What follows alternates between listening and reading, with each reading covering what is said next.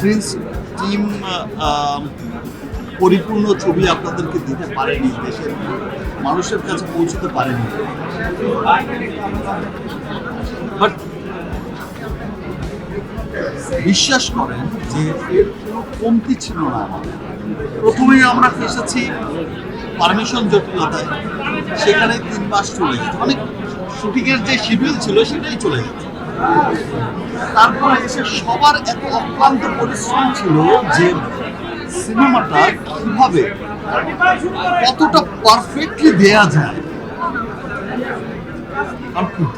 Prince দিয়ে মানুষের যেই প্রত্যাশা ছিল, দেখেন প্রিন্স আমি যখন গল্প শুনেছি তখনই আমার মনে হয়েছিল যে, এবং যে গল্প যে পরিকল্পনা শুনেছি তখন আমার কাছে মনে হয়েছিল যে এটা আমার জীবনের এই পর্যন্ত করা সবচেয়ে বড় সিনেমা হবে।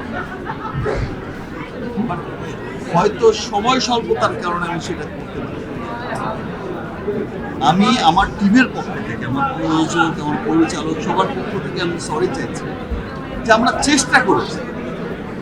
দেখেন কি বলছে, টেকনিক্যাল সমস্যার কথা বলছে, সিজির কাজটার কথা বলছে, বা কালার।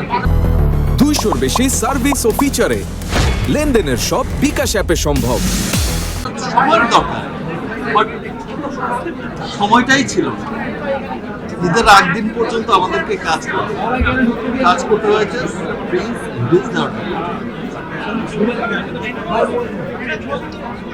আমি নেক্সট সিনেমাগুলোতে নিশ্চয়ই এই বিষয়টা